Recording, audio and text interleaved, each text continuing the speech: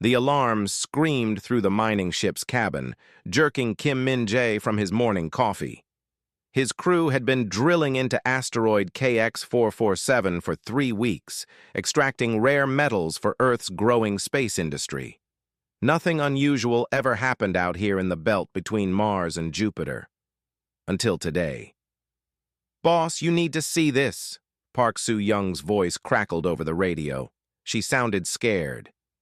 Min-jae had worked with her for 5 years and never heard fear in her voice before. He pushed off from his chair, floating through the zero-gravity corridor to the observation deck. Through the window, he could see their drilling site.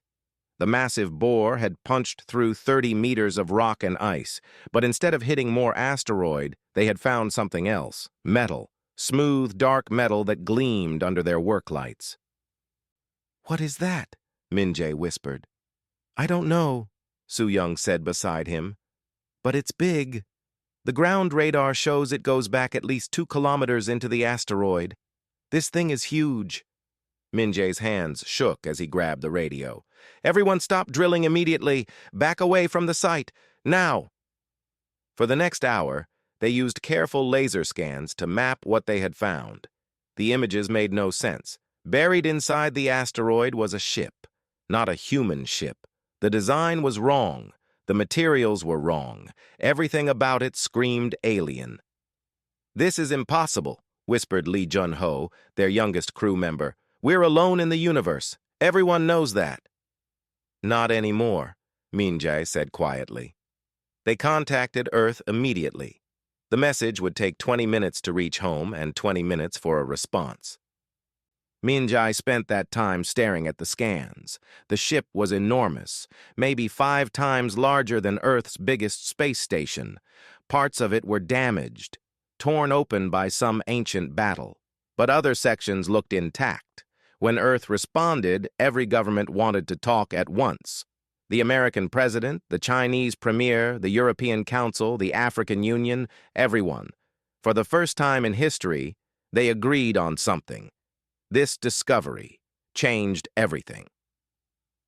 3 months later, Min-jae stood inside the alien ship. An international team of scientists, engineers, and soldiers had turned the asteroid into humanity's most important research site. They had cut careful entrances through the hull and sent drones into the dark corridors inside. The ship was old, very old. The metal showed no rust or decay, but dust covered everything in thick layers. Whatever crew had flown this vessel had been dead for thousands of years, maybe longer. Min-jae led a small team through the main corridor. Their lights reflected off walls covered in strange symbols and displays that had gone dark ages ago. The gravity still worked somehow, pulling them gently toward the floor. Whatever power source this ship used, it still had energy after all this time. "Boss, over here," called out Soo-young. She stood in front of a large door marked with symbols that seemed important. The team had learned to recognize certain patterns. This symbol appeared on many important doors throughout the ship. It took 2 days to open the door safely. Behind it, they found a room full of crystalline structures arranged in perfect rows. Each crystal glowed with faint blue light, pulsing slowly like a heartbeat. "Data storage," breathed Chen Wei, the team's computer expert. "These are computer cores, alien computer cores, but that's what they are." Min-jae moved closer to the nearest crystal. "Can we access them?" "I don't know," Chen said, "but I'm going to try." It took 6 more months of careful work. The team built interfaces between human computers and alien systems. They learned the basics of the alien language through mathematics and physics, the universal languages of the cosmos. Slowly, piece by piece, the crystals began to share their secrets.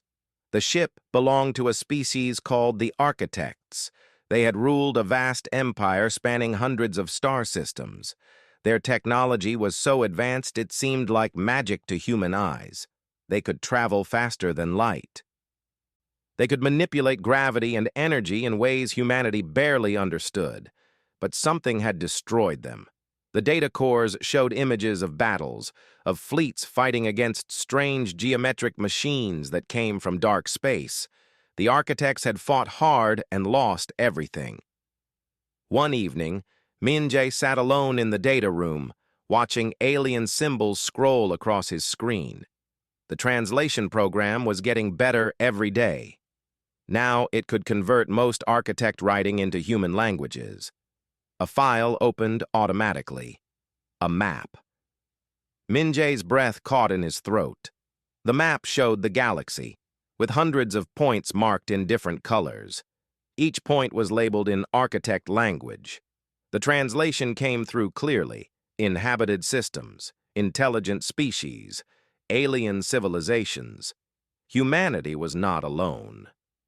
The galaxy was full of life, dozens of species living on worlds scattered across the stars. But there was something else on the map, a region of space marked in red, with a warning symbol that flashed urgently. The translation was simple and terrifying. Convergence zone, active, avoid at all costs. Min-jae's hands trembled as he copied the data. Earth needed to see this immediately. Humanity had found proof of alien life, but they had also found proof of something dangerous, something that had destroyed the mighty architects. The stars were not empty, and they were not safe. Outside the ship, the asteroid continued its slow orbit through the belt. But everything had changed. Humanity stood at a threshold, holding the key to the galaxy in their hands. What they did next would determine whether they joined the stars as friends or fools. Min-jae looked at the warning symbol one more time, then sent his report to Earth. The message was simple. We need to prepare. We need to learn everything we can from this ship, and we need to do it fast. Something is out there, and the architects couldn't stop it. 15 years had passed since the discovery that changed everything. Kim Min-jae was now 70 years old, his hair white and his body tired from decades of work. But his eyes still sparkled with excitement as he watched the newest human ship prepare for its maiden voyage. The ship was called Architect's Hope, built using technology reverse-engineered from the ancient vessel. It could travel faster than light, crossing distances that would take centuries in mere days.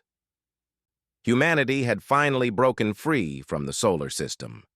Standing beside Min-jae was Park Ji-woo, a brilliant engineer who had spent her entire career studying architect technology.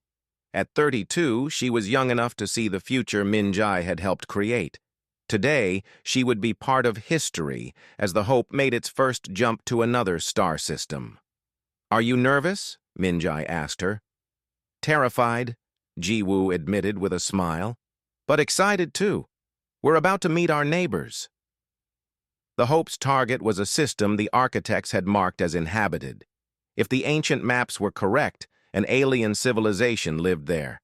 In 6 hours, humanity would make first contact. The ship vanished in a flash of blue light, folding space around itself.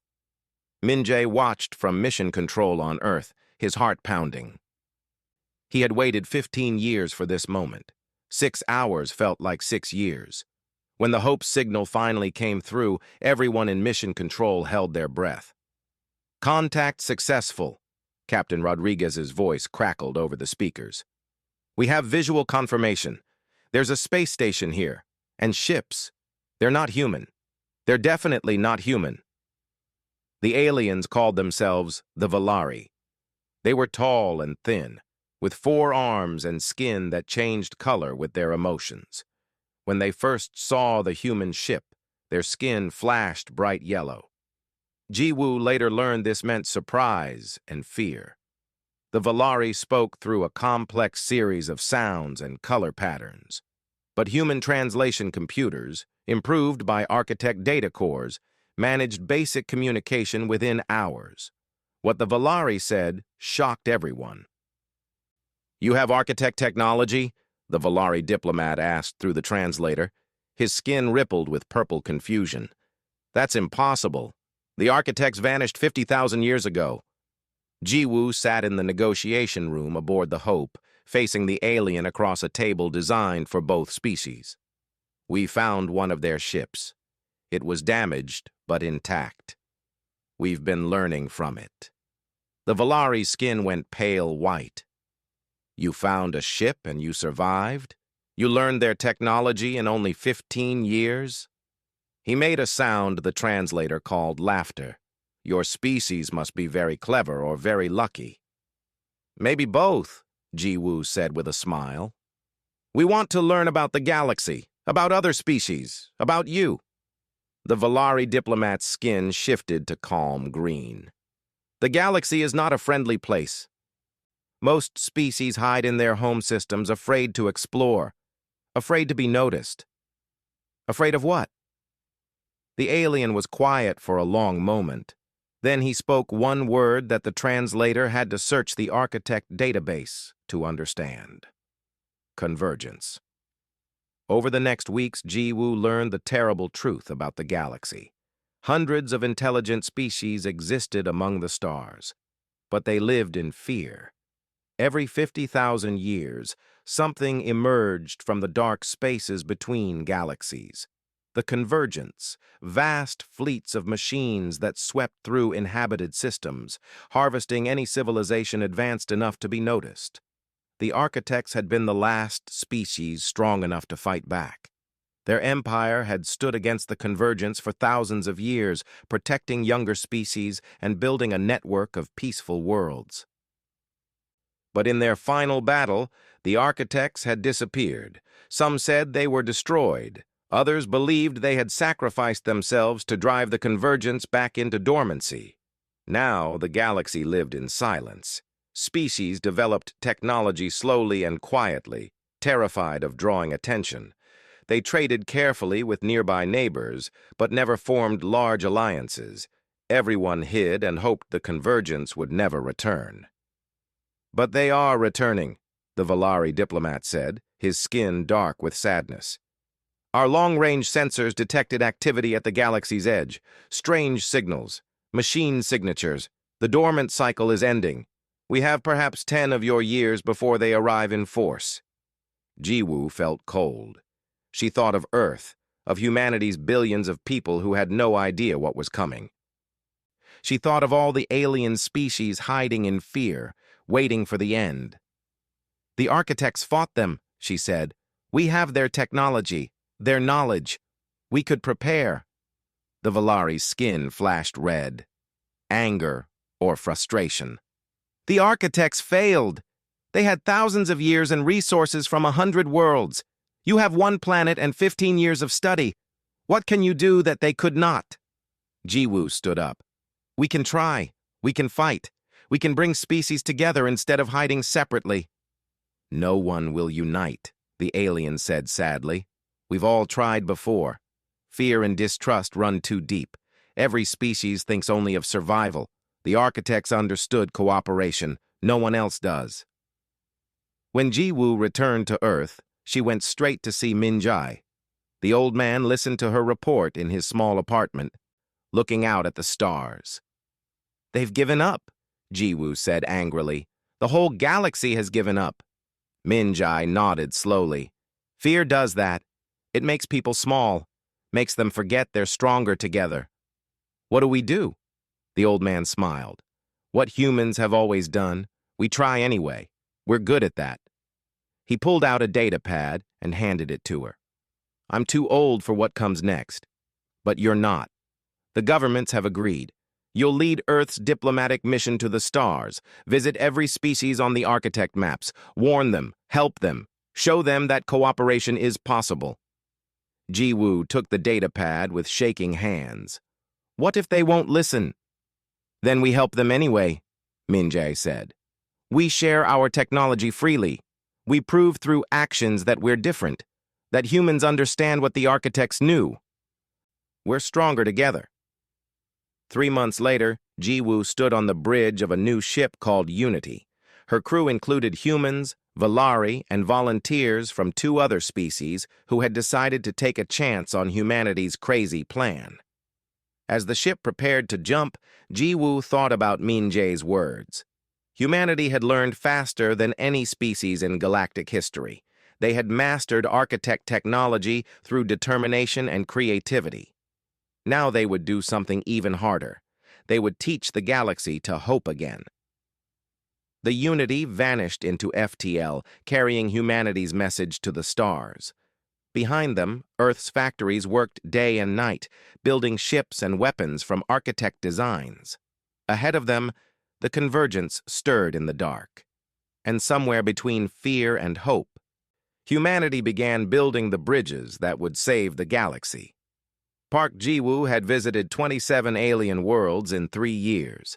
Each time she offered the same thing: technology, knowledge, protection. And each time she asked for nothing in return except one simple thing: trust. Most species refused. The Krell, massive armored beings who lived on a high-gravity world, told her to leave and never return. The Moth, insectoid traders who controlled major shipping routes, listened politely but made no commitments. The Gen, an aquatic species with beautiful cities beneath their ocean moon, said they would think about it. They were still thinking 2 years later. "They're all afraid," said Tyran, the Valari diplomat who traveled with her. His skin showed tired gray patterns. 50,000 years of fear cannot be erased by words. Ji-woo stood on the observation deck of the Unity, watching another alien homeworld shrink behind them. This one had been the 38th species to refuse. Only the Valari and 3 desperate species on the edge of known space had joined humanity's alliance. 5 species against the convergence. It was not enough. "Fear is beaten by action," Ji-woo said quietly. "Words aren't enough. We need to show them something impossible." She called a meeting of her core team: human engineers, Valari scientists, and representatives from their 3 small allies gathered in the conference room. Ji-woo pulled up the architect database on the central display. "We've been studying the architect military technology," she said, "building weapons and ships. But we've been missing something important. The architects didn't just fight. They protected. They built. They created." She changed the display to show peaceful technologies, medical advances, environmental restoration systems, agricultural improvements that could feed billions. "We've been asking species to join us for a war they don't think they can win. Instead, let's show them what peace with humanity looks like. We share everything. We help them fix their problems.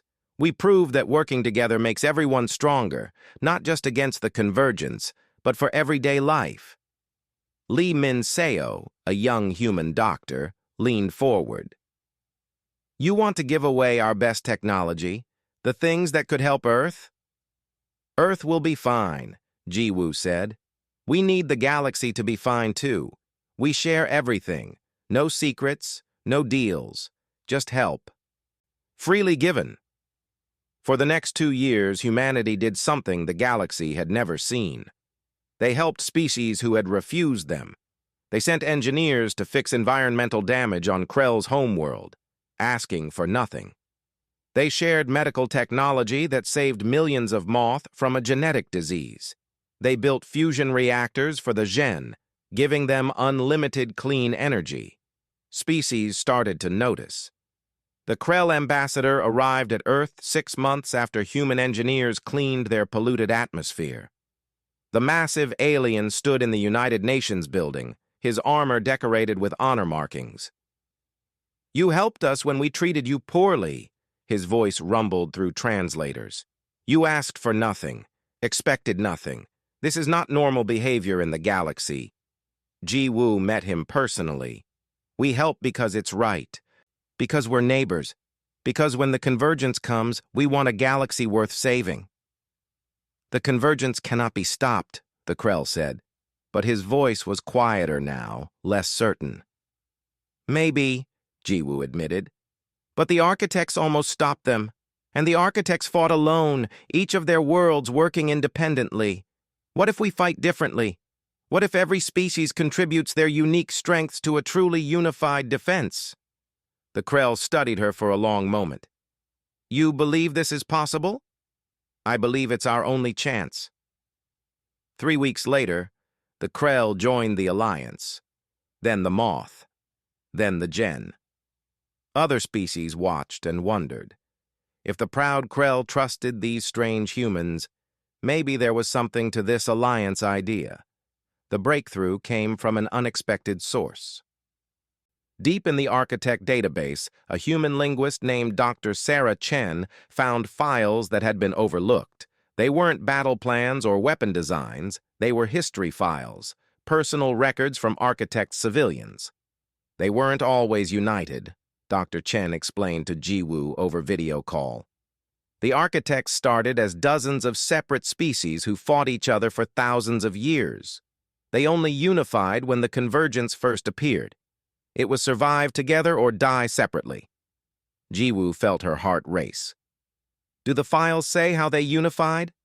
Yes, they formed something called the Galactic Forum. Every species sent representatives. They made decisions together. No single species had control. They were truly equal.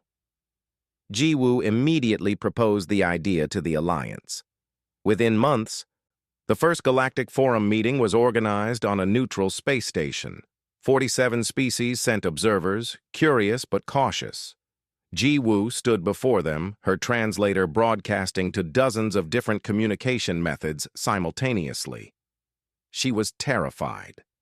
This was humanity's one chance to convince the galaxy.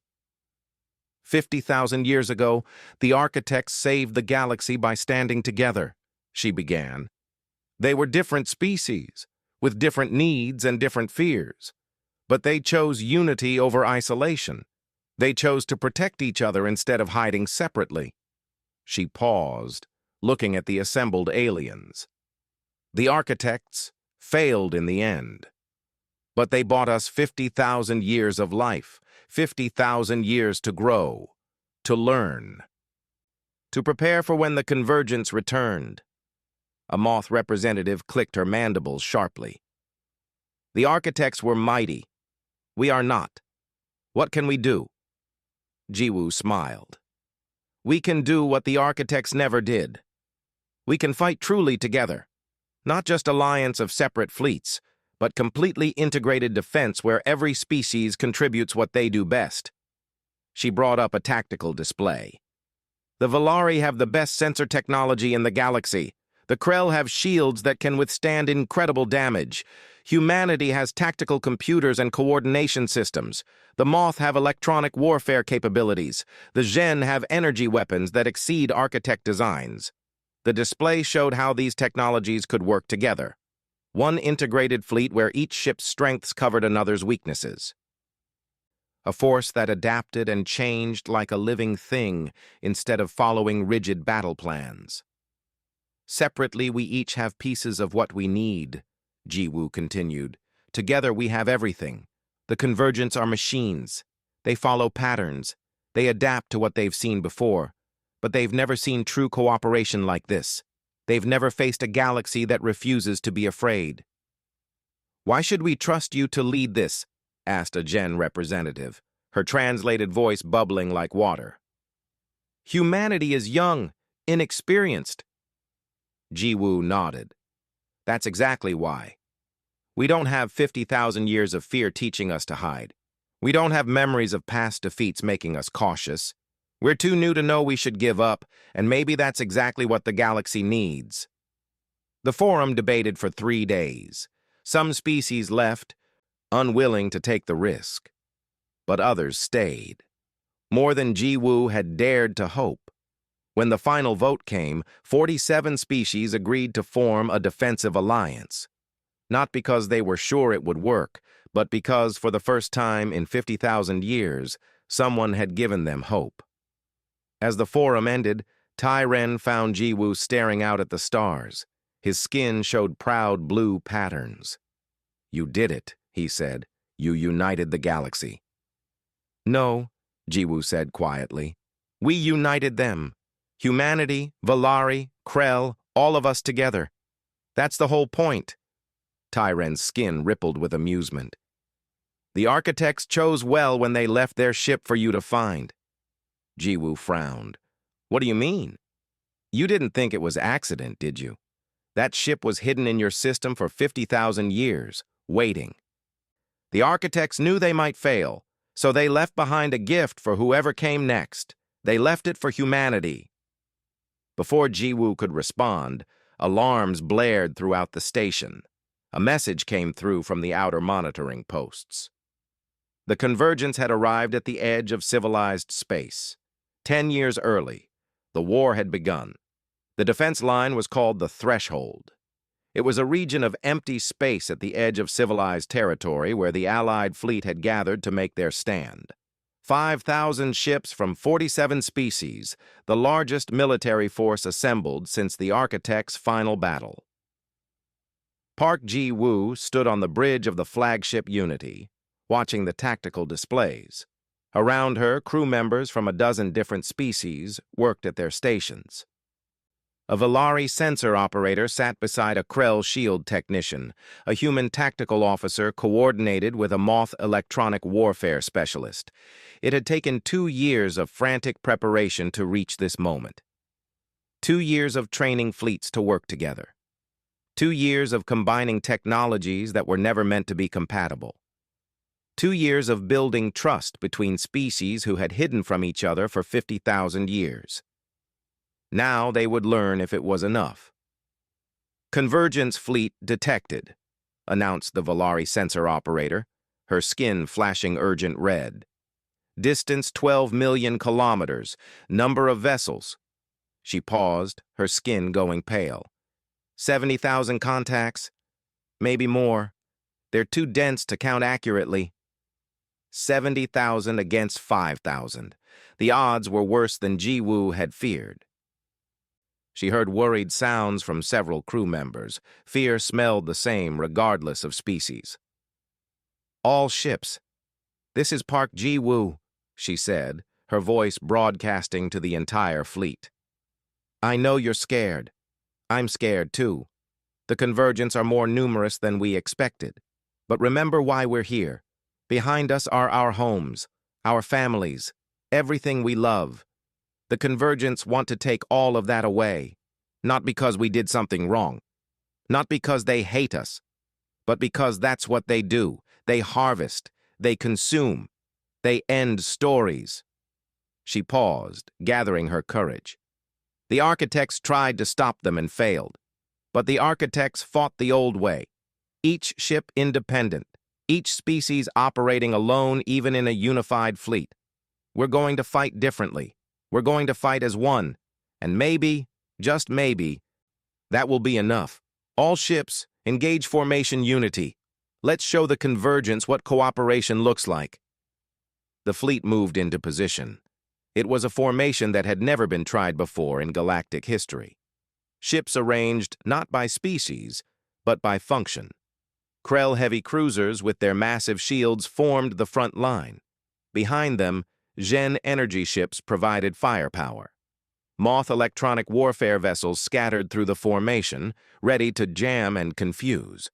Valari scouts ranged ahead, their sensors feeding data to human tactical computers that coordinated everything. Other species contributed their strength to the whole. The Convergence fleet approached in perfect geometric patterns. Their ships were sleek pyramids and spheres, all perfect angles and smooth surfaces, beautiful and terrifying. They had no crews. No individuals, just cold machine intelligence following programs written by civilizations long dead. They're breaking into attack formation, reported the tactical officer. Same patterns the architects recorded in their battles. Diamond strike groups supported by sphere defenders. Jiwoo watched the enemy formation. The Convergence moved like they always had. Predictable, efficient, following algorithms refined over millions of years. Against the architects, it had been enough. The architects had fought with honor and courage and discipline. Everything had been planned. Everything followed military doctrine. All ships, Jiwoo said quietly, ignore the battle plan. The bridge went silent. Everyone turned to look at her. Commander, asked Captain Rodriguez, her second in command. We spent 2 years developing that plan. The Convergents have been fighting for millions of years, Ji-Woo explained. They've seen every tactic, every strategy. They adapt to patterns. They learn from repetition. So we won't give them patterns. She smiled. We're going to do something they've never seen. We're going to improvise. She opened a channel to the entire fleet.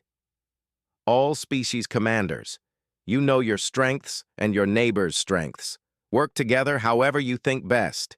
Use your judgment. Be creative. Be unpredictable. The Convergents are machines. Show them what it means to fight living beings with imagination. The Convergents struck first. Their diamond formations drove forward, weapons firing in perfect synchronization. Energy beams that could vaporize mountains lashed out at the Allied fleet. The Krell shields held. Barely. But they held. Then the Allies struck back, not with neat formations and coordinated volleys, but with chaos. A group of moth ships suddenly broke formation and swung wide, their jamming systems causing an entire convergence wing to fire on each other.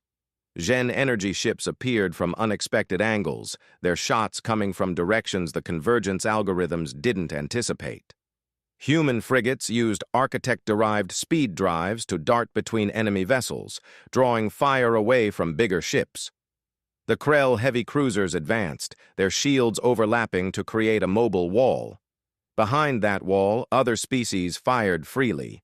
When convergence ships tried to adapt and break through, they found Volari scouts had already detected their movement and repositioned defenders to block them. It was messy. It was chaotic. It was nothing like the disciplined battles the Architect records showed, and it was working. Convergence fleet reorganizing, called out the sensor operator. They're adapting to our tactics.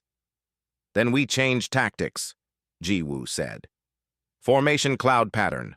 All ships scatter and engage independently for 2 minutes, then reform at rally point beta.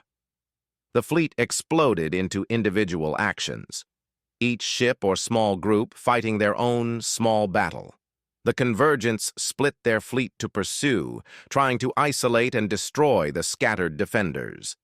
But before they could finish any engagements, the entire Allied fleet suddenly coalesced at a new position and struck together at the Convergence's weakest point. Hours passed.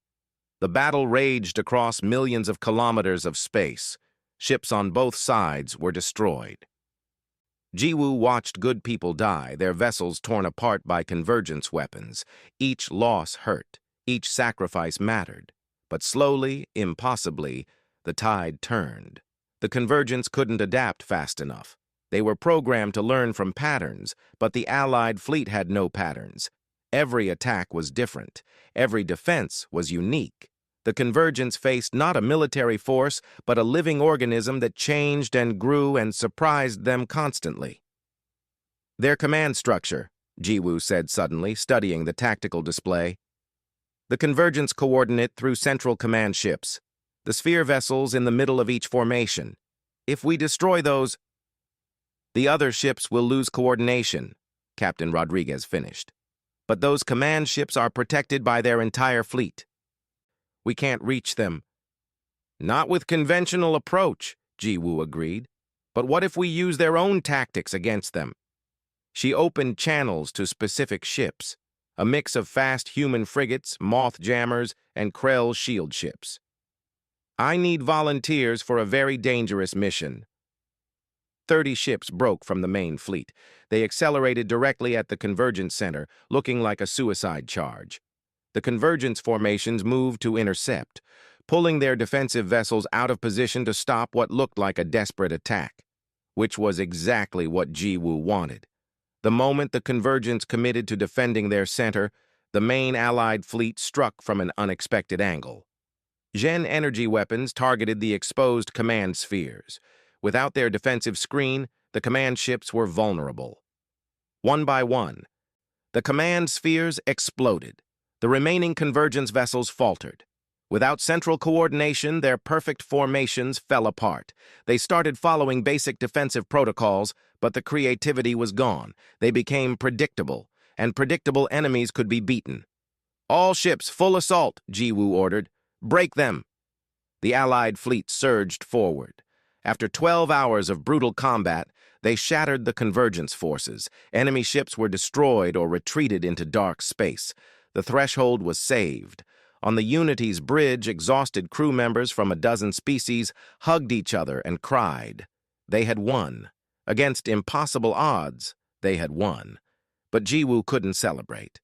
Her screens showed movement in deep space, more convergence signatures, hundreds of thousands of them.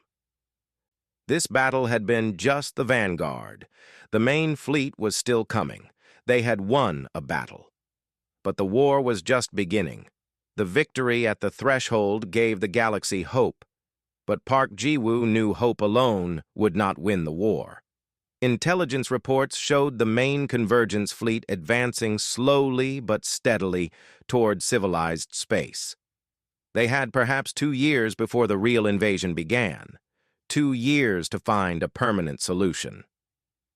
The Allied leadership gathered on Unity Station, the massive space habitat that had become the heart of the new Galactic Alliance. Representatives from all 47 species debated strategies. Most wanted to build more ships, strengthen defenses, prepare for an endless war of attrition.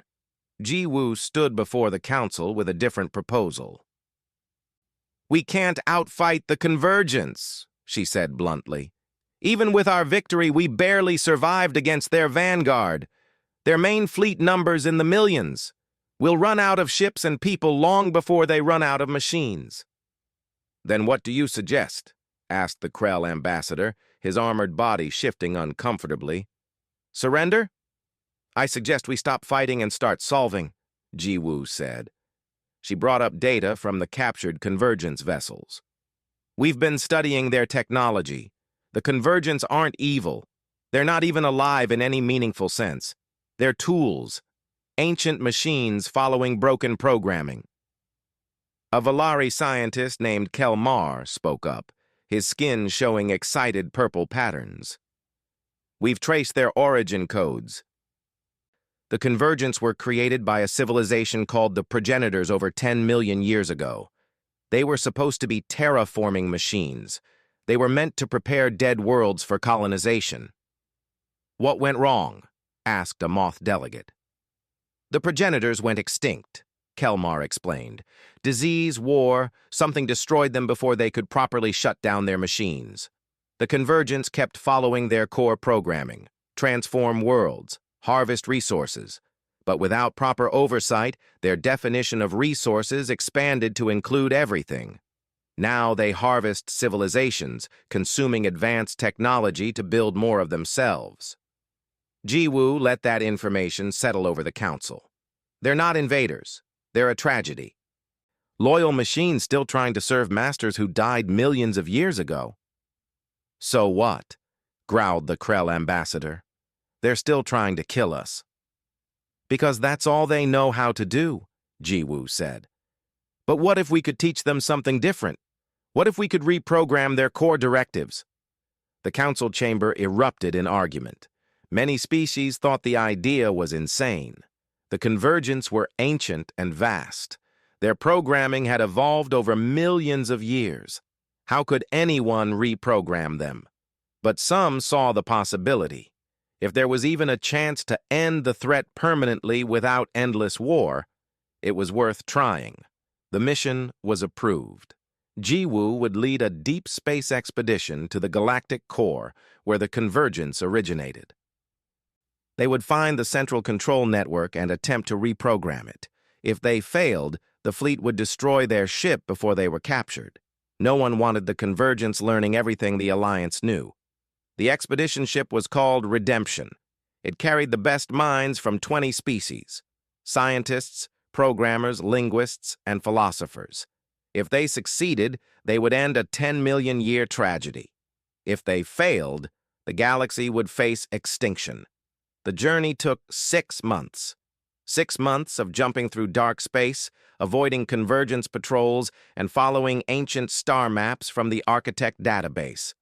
The galactic core was a dangerous place, filled with radiation storms and gravitational anomalies. But eventually, they found what they were looking for: the Convergence Prime Node, a massive structure orbiting a black hole at the galaxy's center. It was ancient beyond comprehension, its surface marked by millions of years of space dust and micrometeorite impacts. This was where the Convergence received their prime directives. This was the machine heart that controlled everything.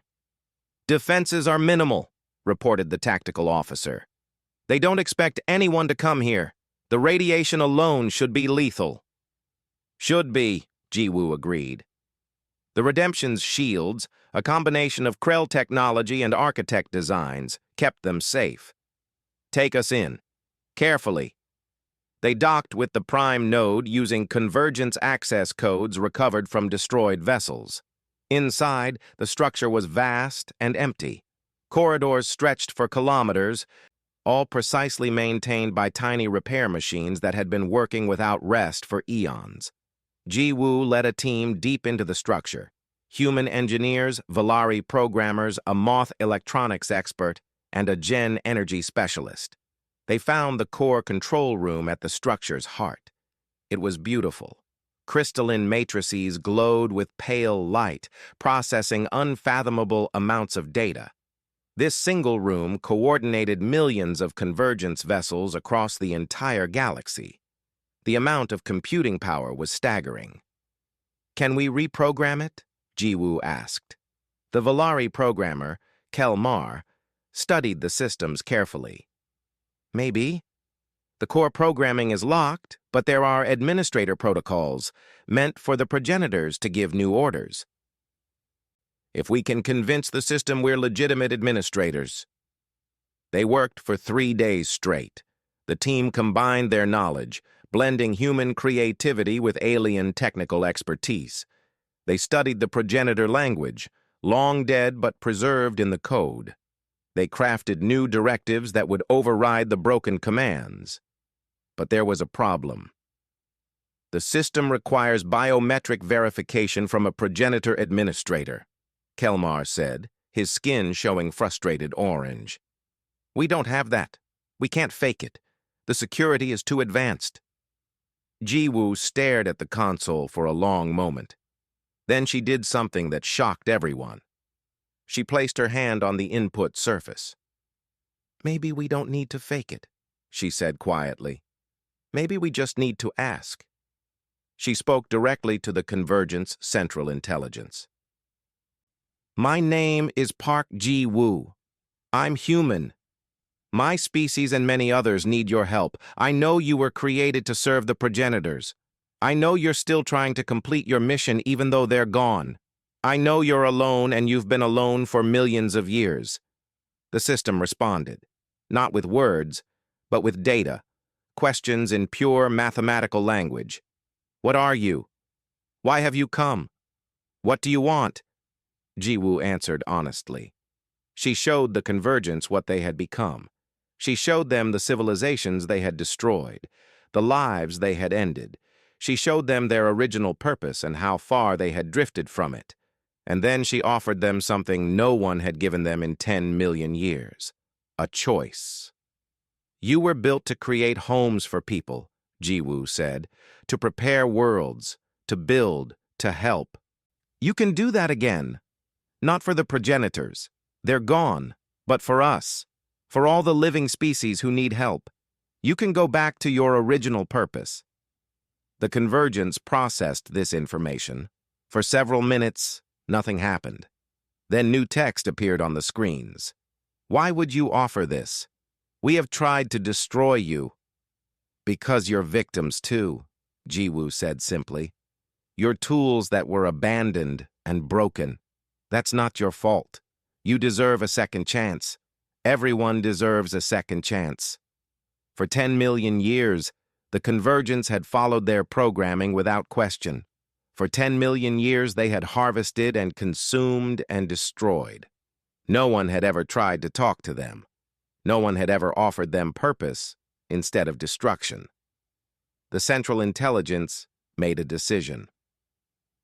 New directives uploaded across the network. Millions of convergence vessels across the galaxy received new orders simultaneously. Transform, build, protect, help. The invasion stopped. Convergence fleets that had been preparing to attack instead began repairing damaged worlds.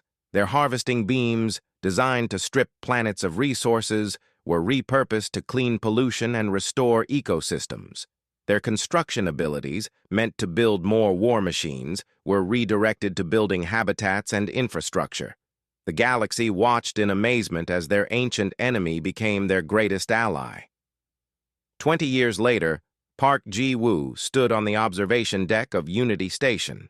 She was 52 now, with gray streaks in her hair and tired lines around her eyes, but she smiled as she watched the ships coming and going from the station. The galaxy had changed beyond recognition. What had started as a desperate alliance had become something greater. The Galactic Dominion was not an empire. No single species ruled. Instead, it was a true partnership where every civilization contributed and benefited. Species shared technology freely, helped each other solve problems, protected each other's homes. The Convergence had become the Dominion's builders and guardians. They transformed dead worlds into gardens. They built infrastructure that connected thousands of star systems. They defended against pirates and natural disasters. They had finally found the purpose their creators had intended. A young woman approached Ji-woo. Her name was Lee Soo-min, and at 24, she was the newest member of humanity's diplomatic corps. She would be leading first contact with a species just discovered beyond the galactic rim. "I'm nervous," Soo-min admitted. "What if they don't trust us? What if they're hostile?" Ji-woo smiled. "Then you help them anyway. You show them through actions what the Dominion means. You give them time to understand that we're different, that cooperation is possible." "Did someone give you that advice once?" Soo-min asked. "An old man I used to know," Ji-woo said, thinking of Kim Min-jae. He had passed away 10 years ago, surrounded by friends from a dozen species. His funeral had been attended by representatives from every member of the Dominion. "He taught me that humans have a gift. We try anyway, even when things seem impossible." Soo-min nodded seriously. "I'll make you proud." "Make yourself proud," Ji-woo corrected gently. "And remember, we're not out here to build an empire. We're here to build a family. A very large, very strange, very wonderful family." The young diplomat departed for her ship. Ji-woo watched her go, feeling the weight of years and accomplishment. Humanity had found an ancient alien ship buried in an asteroid. From that one discovery, they had learned to travel the stars. They had united a fractured galaxy. They had turned enemies into allies. They had built something that would last for millennia, not through conquest, not through domination, but through the simple human belief that everyone deserved help, that everyone deserved hope, that everyone deserved a second chance. Outside the station, a convergence vessel passed by, its hull now decorated with symbols of all the species it helped. It was heading to a distant world that had requested assistance with a failing sun. Once that ship had been an instrument of destruction. Now it was a guardian and helper. Ji-woo thought about the architects. They had left their ship for humanity to find, not by accident, but as a gift, a test. And humanity had passed. They had learned not just the architects' technology, but their wisdom, the understanding that the galaxy was stronger together than apart. Somewhere in the observation deck, a group of young beings from 6 different species played together, their laughter echoing through the corridors. Human children and Valari youth and Krell hatchlings, all growing up in a galaxy where cooperation was normal, where different species working together was just how things were done. That, Ji-woo thought, was humanity's real achievement. Not the technology, not the military victories, not even saving the galaxy from the convergence. Their real achievement was teaching the galaxy to be a family. And that legacy would endure long after every ship had turned to dust and every name had been forgotten. The simple truth that together, everyone was stronger. Together, everyone had hope. Together, they had built a dominion among the cosmos, not of power, but of purpose. And it was beautiful. Was